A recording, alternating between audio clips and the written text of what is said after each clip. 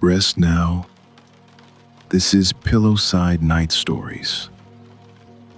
The last train has already gone. The ticket window is dark. The waiting room is locked. Rain taps the metal roof above the platform, and at the far end, one small bookstall is still lit. The man inside has just looked up. You stand beneath the iron canopy, coat damp at the shoulders, watching the place where the train used to be. 3 minutes ago, it was here. You saw it. The silver carriages, the yellow squares of lit windows, the faces of passengers already finding their seats for the journey home. You were running. Your bag in one hand, your ticket in the other.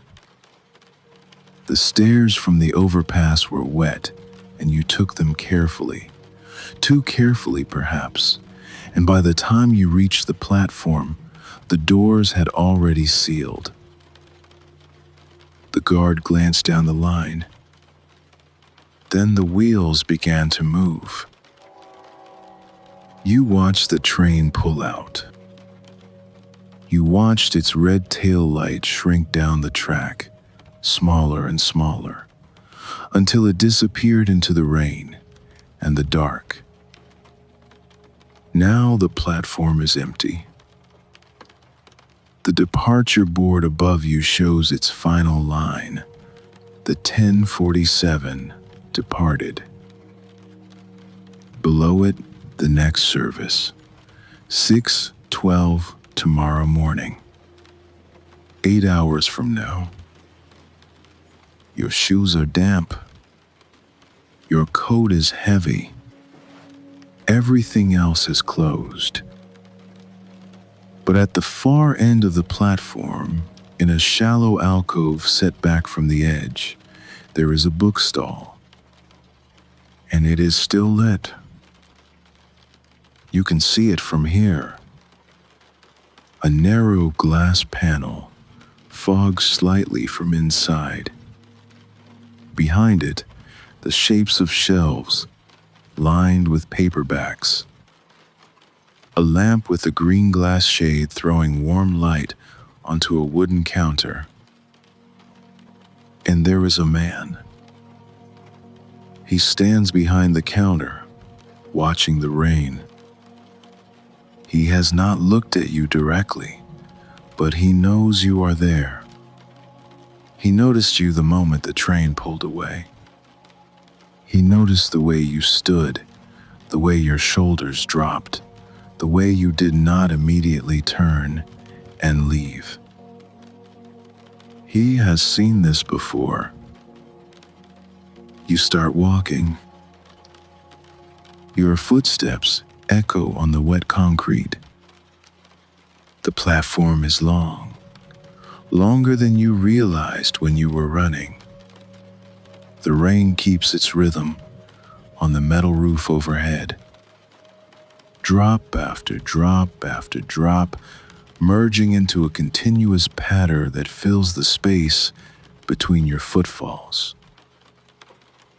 As you get closer, you can see the bookstall more clearly. It sits in an alcove, sheltered from the rain by the overhang of the station roof. A hand-painted sign above it reads, Platform Books, Est, 1987. The lettering is faded, the paint cracked in places, but still legible. The stall itself is narrow, no wider than a walk-in closet. But every inch of it is filled. Wire racks of paperbacks face outward, their spines bright against the dark wood backing. A shelf of hardcovers runs along one wall, too high to reach without a stepladder. Maps, timetables, and railway postcards fill the spaces between. The man inside is perhaps 65. Gray hair, cut short and practical. A face weathered by years of early mornings and late evenings, of watching trains arrive and depart, of seeing passengers rush and wait and miss and catch. He wears a dark wool vest over a plain white shirt, the cuffs rolled back once. No tie, no name tag. He reaches up and adjusts the lamp on the counter, angling its green glass shade so the light spills more generously toward the entrance. Then he looks at you. Not with pity. Not with that exaggerated concern that makes you feel worse about your situation than you already do. Just a steady look. Patient. Unhurried. The look of someone who has all the time in the world. Northbound? He asks. His voice is low, even, the accent local, but not heavy. A voice that has repeated the same handful of questions thousands of times over the years, looking for anything in particular, cash or card. Need a bag for that. You nod. Last one tonight, he says. He glances past you, toward the empty track, the rain, the red signal light that has not changed since the train left. They don't hold for weather anymore. Used to, when the branch line still ran. Not now. He turns and reaches beneath the counter. His movements are economical, practiced. He knows where everything is without looking. He pulls out a wooden hanger, holds it toward you. Coat, he says. It'll dry better hung than worn. You hesitate for only a moment. Then you slip off your damp coat. The weight of it lifting from your shoulders is a relief you did not expect, and hand it to him. He takes it without ceremony, turns and hangs it on a wooden peg behind the door, near a small cast iron radiator that ticks and hums against the wall.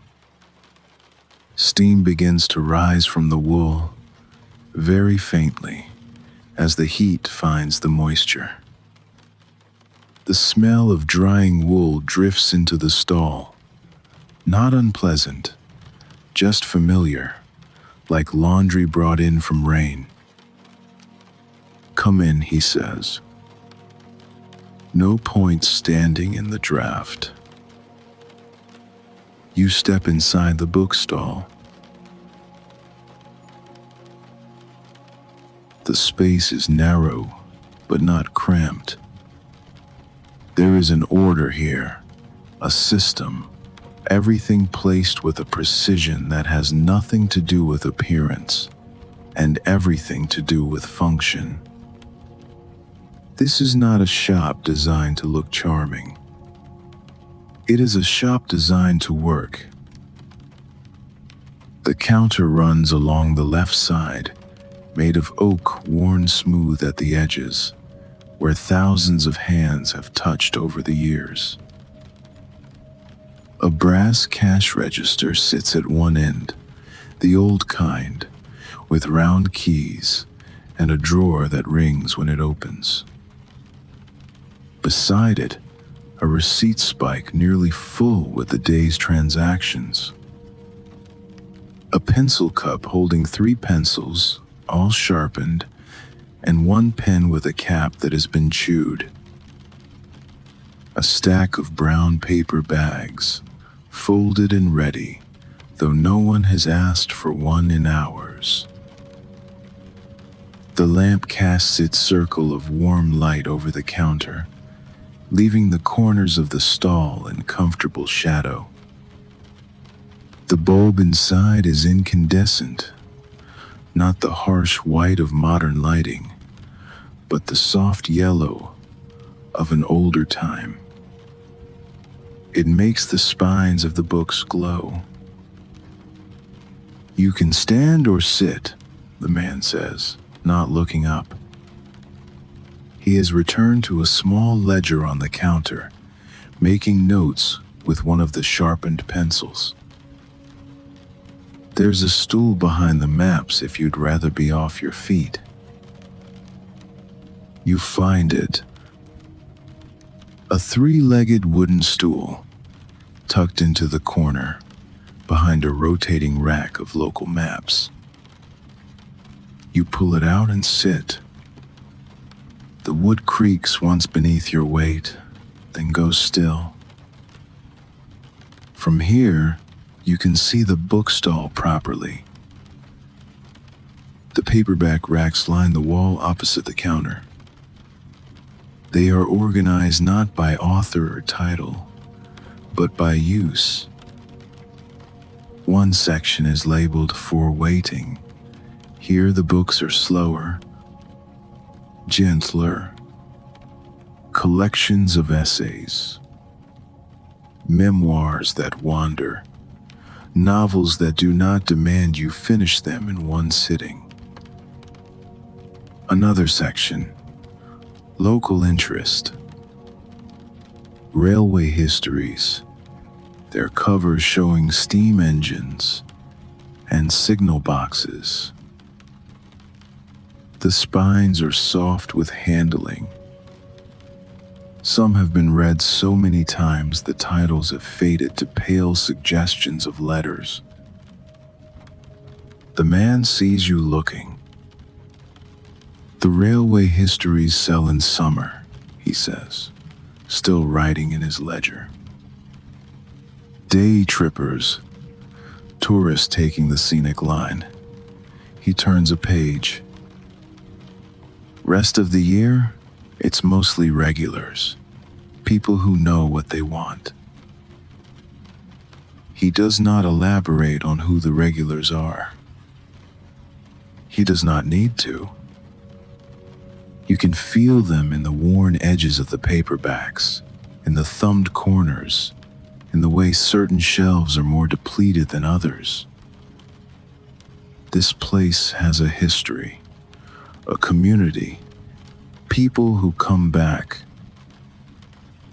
He finishes his entry, closes the ledger, sets the pencil back in the cup with the others, point up.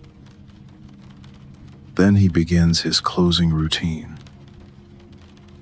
He straightens a row of postcards in the wire rack near the door. His fingers move through them without looking, pulling one forward, tucking another back, aligning them so the edges are flush. The cards show old photographs of the station, steam engines, the platform in summer. Tourists buy them, regulars do not. He folds a railway circular that has been left open on the counter, creases it once, then twice, and slips it into a drawer beneath the register. The drawer closes with a soft wooden thud. He lifts a book from the local interest shelf. Someone has placed its spine in with the title hidden and turns it face out. His hand lingers on it for a moment, adjusting the angle, then moves on.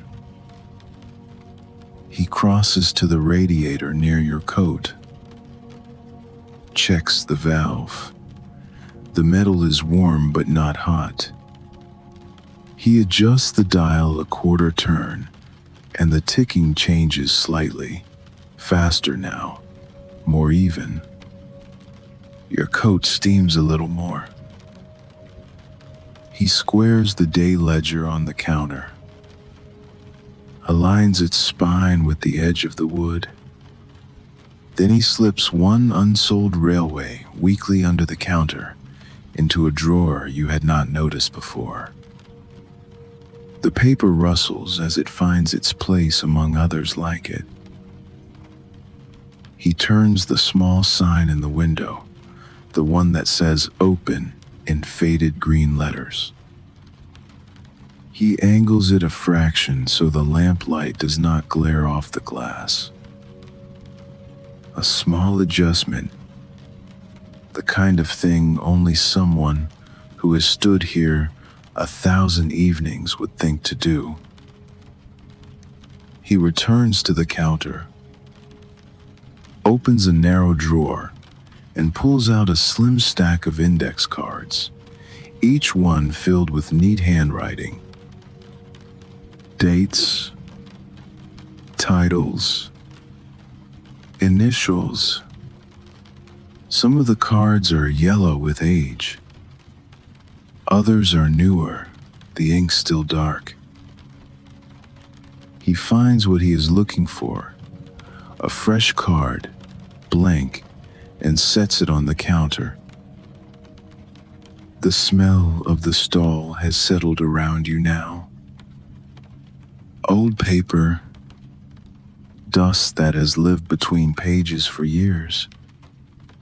The faint machine oil from the cash register. The wool of your coat still drying. And beneath it all, the particular mustiness of books that have been read, closed, shelved, and read again. Not the sharp scent of new paper, but something softer, older, like a room that has held stories for a long time. The radiator behind you continues its soft percussion. Tick, tick, tick. A pause, then tick again. Not a rhythm exactly, more like a conversation, the metal expanding and contracting as the heat moves through it. The rain continues on the platform roof overhead.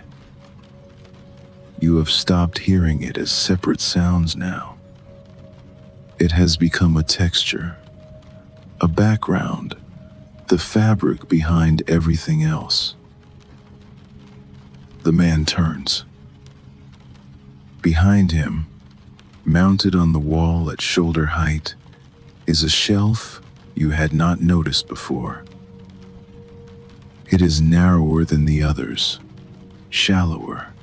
Perhaps a dozen books stand upright on it, their spines facing outward. The label above it, handwritten on a strip of card, reads, "Waiting Shelf." "These aren't for sale," he says. You look at the books. A sea memoir with a blue-green cover, showing a small boat on rough water. A slim volume of essays, the title in plain gold letters. A detective novel with a cracked spine, well-loved. A collection of short stories, the kind that can be picked up and put down in any order. "They're for nights like this," he says. "When someone gets left behind, by weather, by a train that didn't wait." He steps aside, giving you room to approach. Pick one. You stand. The stool creaks behind you as your weight leaves it. You cross the narrow space, 2 steps, perhaps 3, until you are standing in front of the waiting shelf. The books are at eye level. Their spines glow in the lamplight, each one a different color, a different promise. You reach out and let your fingers brush across them. The short stories first. You pull the collection free. The cover is cheerful, yellow letters on a red background, an illustration of a train carriage. You open it to a random page. The sentences are quick, sharp, the kind of writing designed to keep you awake, to make you want to turn pages. Not tonight. You slide it back onto the shelf. The essay's next. This one is heavier, cloth bound, the spine stiff.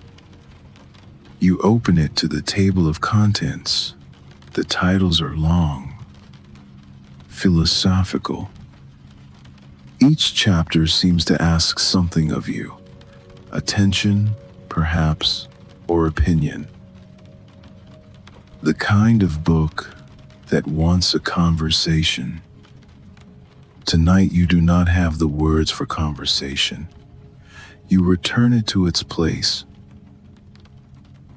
The detective novel. Its spine is cracked, the cover soft. Someone has loved this book. You flip to the first page. A body in a library. A detective with a troubled past. The sentences pull forward, demanding to know what happens next. But you already feel the hook in it, the need to solve, to follow, to stay awake until the answer comes. That is not what you need either. Your hand moves to the sea memoir. You pull it free from the shelf. It is lighter than the others, the paper stock thin, the binding paperback. The cover is soft beneath your fingers, slightly furred at the edges where hands have held it before. The illustration shows a small wooden boat against a gray-green sea, waves rendered in simple brushstrokes. No title on the front, only on the spine. A year on the water. You turn it over. The back cover is blank, except for a small line of text at the bottom. First published 1962. You open it to a random page. The sentences are unhurried. A man describes the way light falls on water at dusk. How the harbor sounds change when the fishing boats return. There is no urgency here, no mystery to solve. Just a voice and a boat and the slow passage of days on the water. This is the one. The man watches you, not staring, just observing, the way someone might watch a bird land on a fence post. Curious, but not intrusive.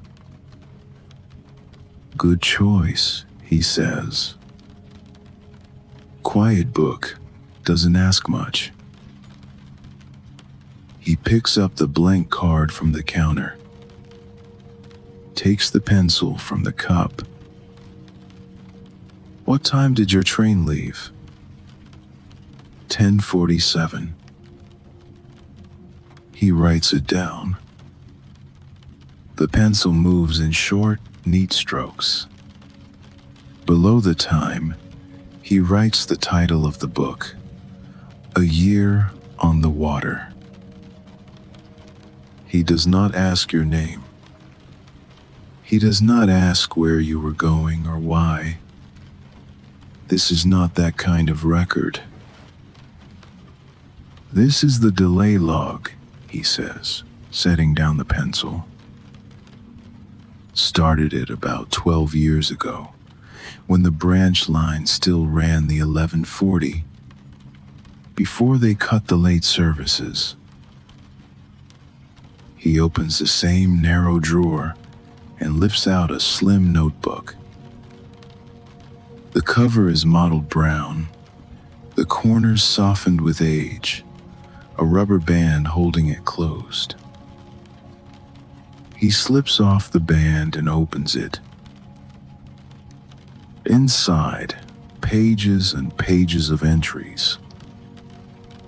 Each one the same format: date, time, title. Some have brief notes beside them. Fog, signal failure, leaves online, points frozen.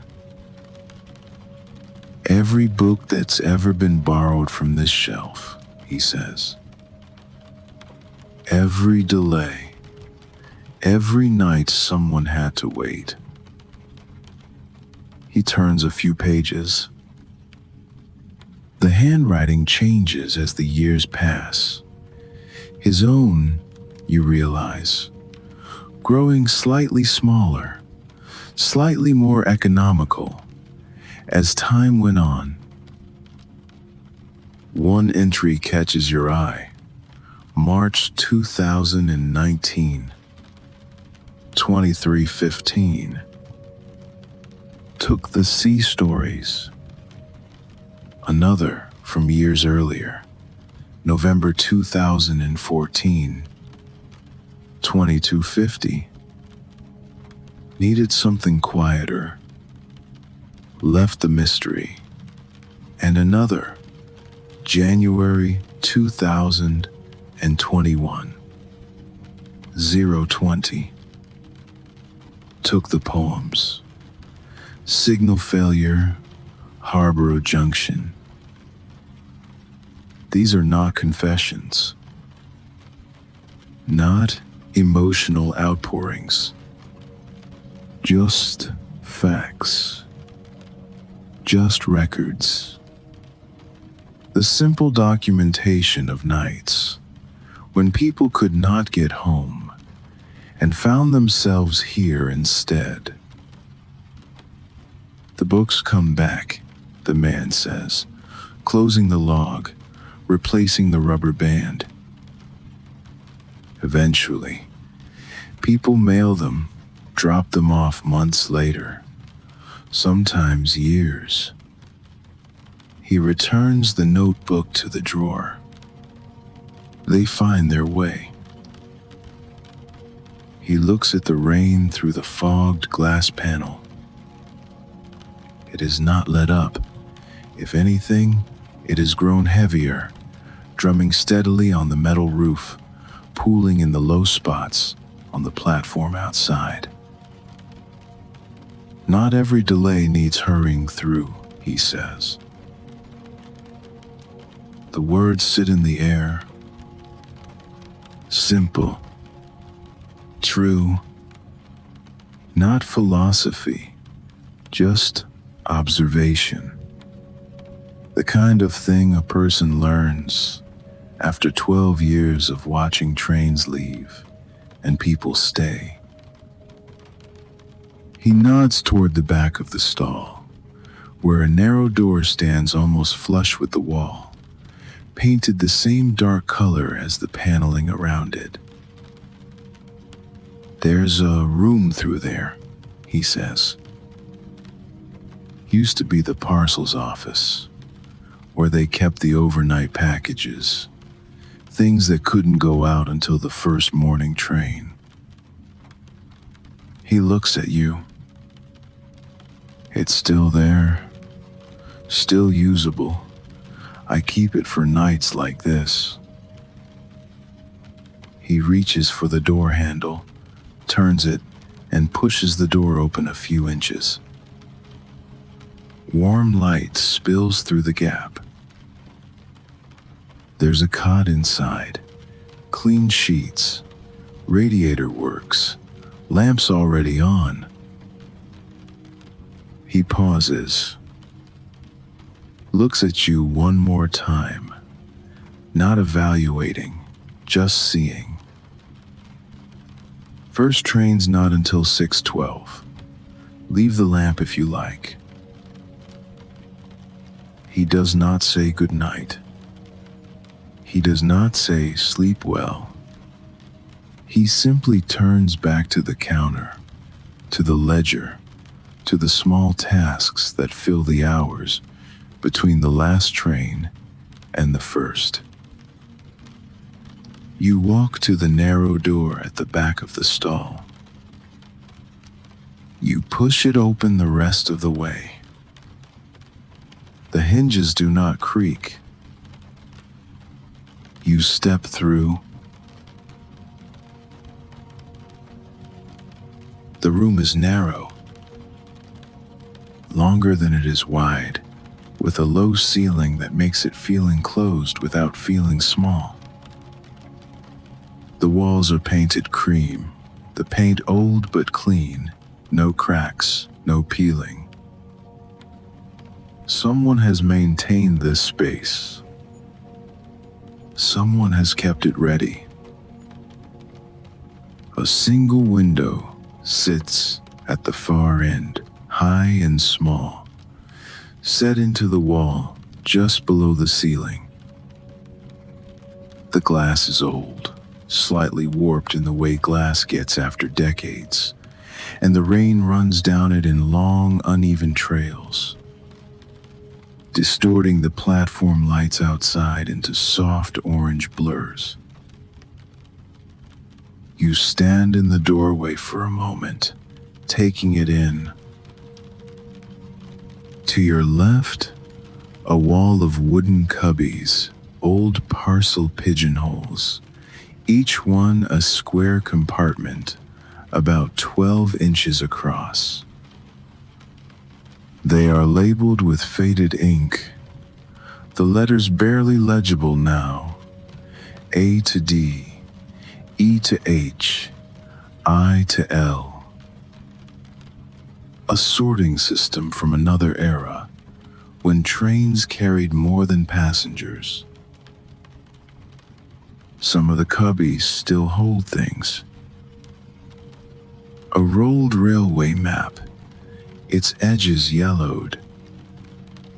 A stack of old forms that no one has filled out in years. A ball of brown twine, gray with dust. In one cubby near the bottom, a parcel tag still hangs from a small hook. The ink has faded to brown, but you can just make out the words, "Hold for morning train." To your right, pushed against the wall, the cot.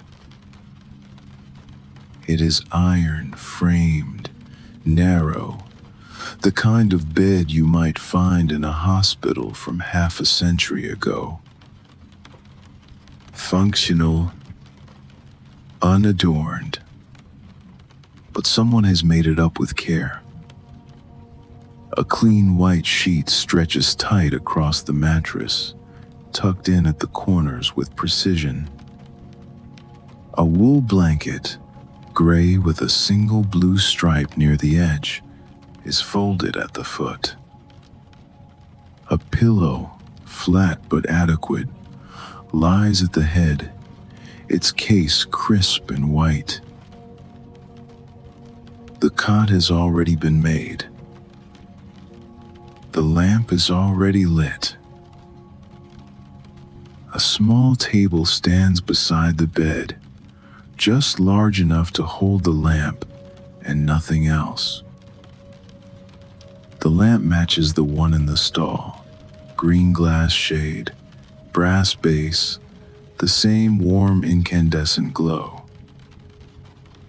It casts a circle of light over the pillow, the blanket, the edge of the mattress. The radiator stands beneath the window.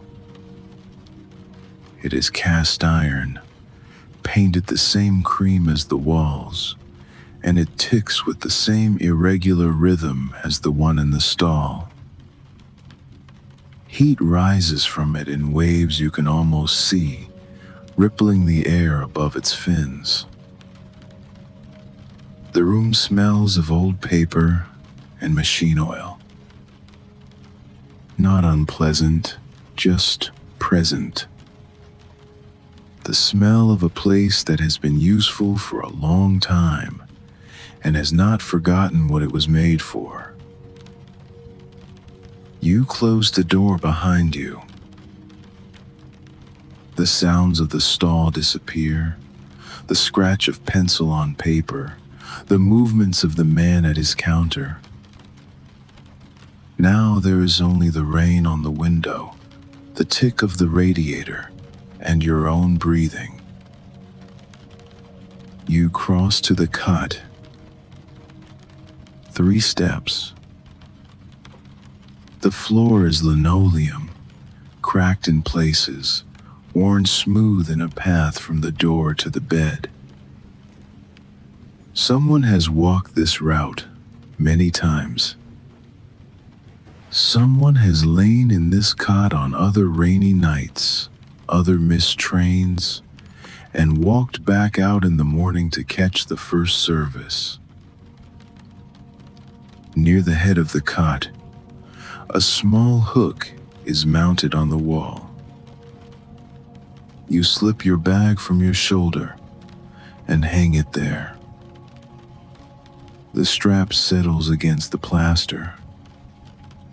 The bag sways once, then stills.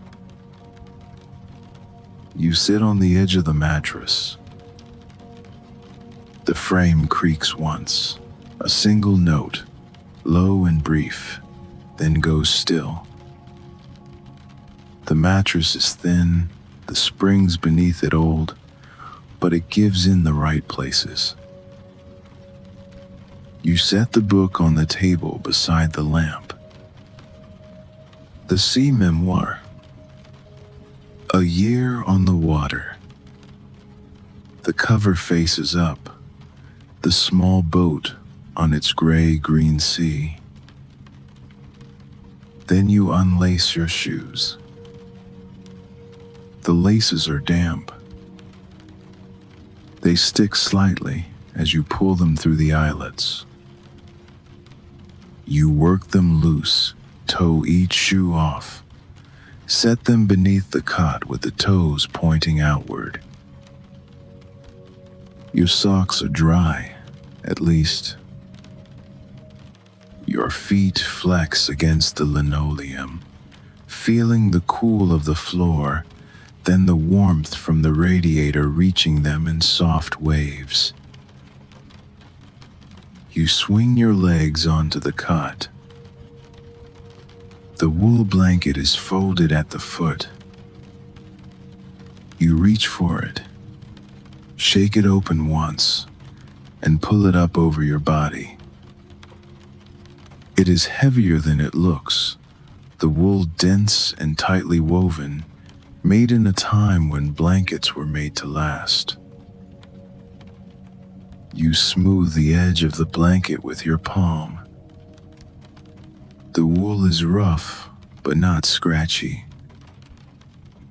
It has been washed many times. It has kept many people warm. The warmth from the radiator reaches your ankles first, then your shins.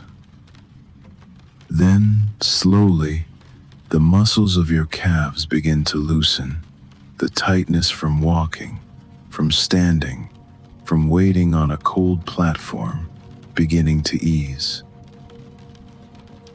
You glance up at the cubbies on the far wall. In the upper row, the edges of old forms curl slightly in the heat. A tag hangs from one hook, its string gray with age. These cubbies held parcels once, things that could not leave that night, things that had to wait for the morning train. You lower your head onto the pillow. It is flat. You have slept on better pillows. But it is enough. It is more than enough. You reach for the book. The sea memoir opens easily in your hands. The spine does not crack. It has been opened so many times before that it has learned to lie flat. The pages are soft, slightly yellowed at the edges. The print clear but not sharp. The dedication page reads, "For M, who preferred the slow crossings." You turn to the first chapter. The writing is simple. Sentences that do not hurry. A man describes the boat he bought, the harbor where he moored it, the first morning he woke up on the water. The words come slowly, the rhythm of them matching the rain on the window, the tick of the radiator, the small sounds of a room growing still around you. You read one paragraph, then another, then a third. The man in the book talks about the sound of water against the hull at night. How the boat rocks differently in the harbor than it does at sea. How the stars looked when there were no lights on shore to compete with them. Somewhere in the first chapter, you turn a page and something falls out. A small slip of paper, receipt-sized, folded once. You pick it up, unfold it. There is an address written on it in pencil. A town name you do not recognize. A street, a number. Below the address, 3 words in the same hand, the letters faded, the one with the card catalog. You do not know who wrote it. You do not know when. The pencil has faded, the paper softened. It has been in this book for some time. You look at the words for a moment. Then you fold the slip of paper and tuck it back inside the front cover. You will think about it later, or you will not. It does not matter tonight. You return to the page where you stopped. The book grows heavier in your hands. Not because it weighs more, but because your arms are growing tired. Your elbows have sunk into the mattress. Your fingers have relaxed around the spine. Outside, the station has gone still. No footsteps on the platform. No announcements crackling over the speakers. The departure board, somewhere beyond the window, has stopped updating. There is nothing to update until the morning. Even the distant hum of the vending machine seems farther away now, as if it belongs to a different part of the night. Only the rain remains. The radiator. The lamp. You let the book lie on your chest. The pages fall closed on their own, holding your place with nothing but their own weight. The small boat on the cover rises and falls with your breathing. The ceiling above you is low and cream-colored. A thin crack runs through one corner, meandering like a river on a map. Your eyes trace it without effort, from the corner to the center, from the center to the edge of the lamplight, from there into shadow. The radiator ticks. Your eyes stop tracing anything at all. The rain has become a single sound now, not the tap of individual drops, not the patter on metal that you heard when you stood on the platform. Just one continuous presence, soft and even, like static on a radio tuned between stations. The radiator ticks beneath the window. Once, twice, a long pause.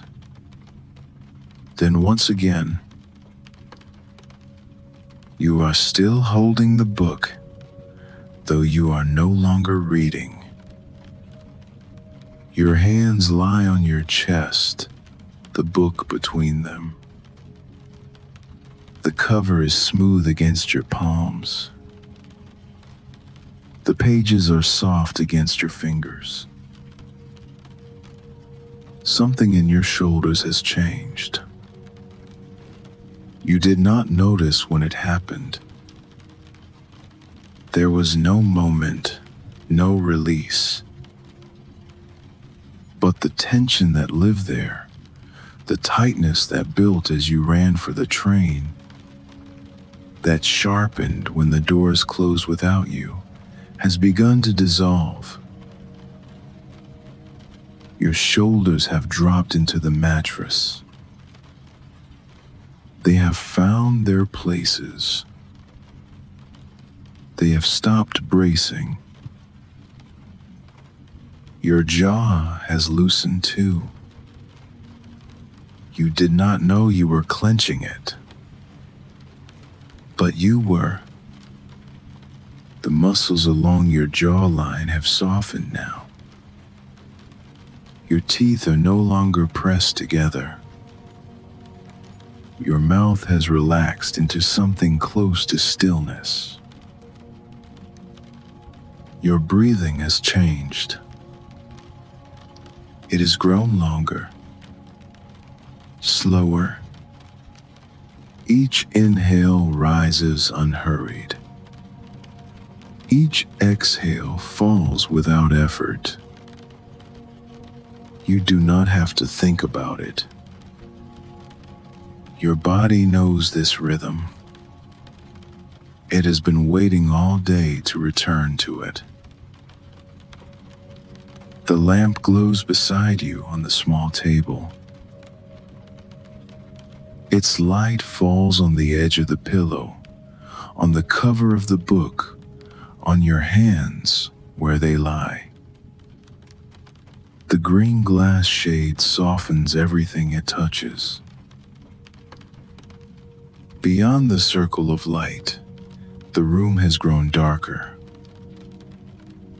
Not because the lamp has dimmed, but because your eyes have narrowed their focus. The cubbies on the far wall are shadows now. The parcel tag, "Hold for morning train," has faded into the general dark. Your feet are warm beneath the blanket. The wool has trapped the heat from the radiator and held it close. Your ankles, which were cold when you arrived, have forgotten they were ever uncomfortable.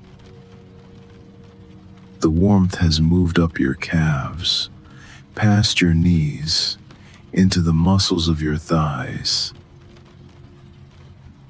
Your wrists have grown heavy against the blanket. Your fingers have loosened around the book's spine. Your thumb rests against the cover, no longer holding, just touching. The book rises and falls on your chest.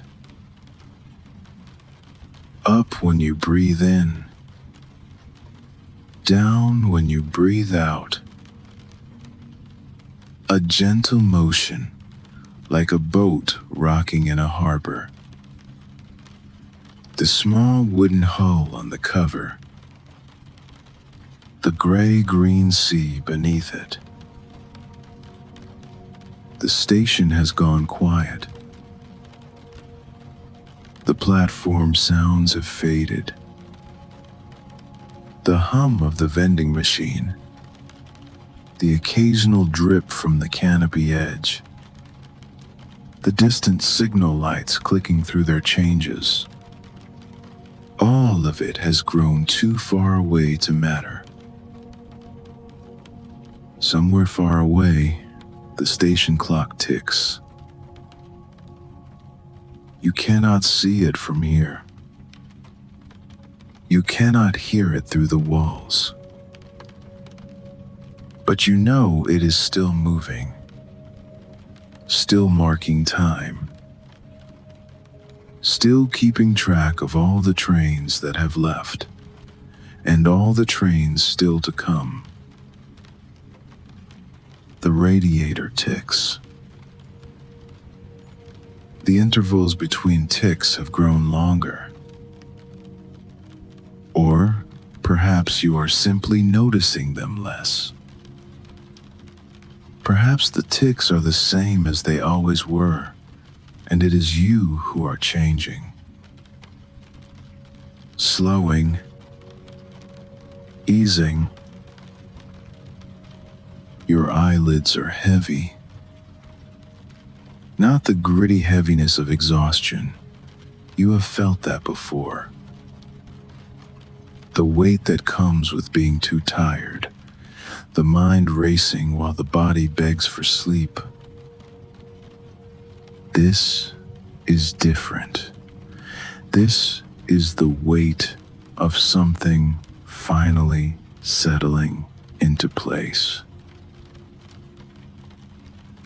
The blanket presses gently at your shins. The page edge rests against one finger. The book rises once more on your chest, then falls, slower than before. The cubbies on the far wall have disappeared into shadow. The old forms, the parcel tags, the sorting labels, all of them gone now, folded into the dark where the lamplight does not reach. The radiator gives one last small tick. Then it too grows distant. The lamp glows in its circle. The rain falls on the window. The book is still against your chest. And the morning will find you here,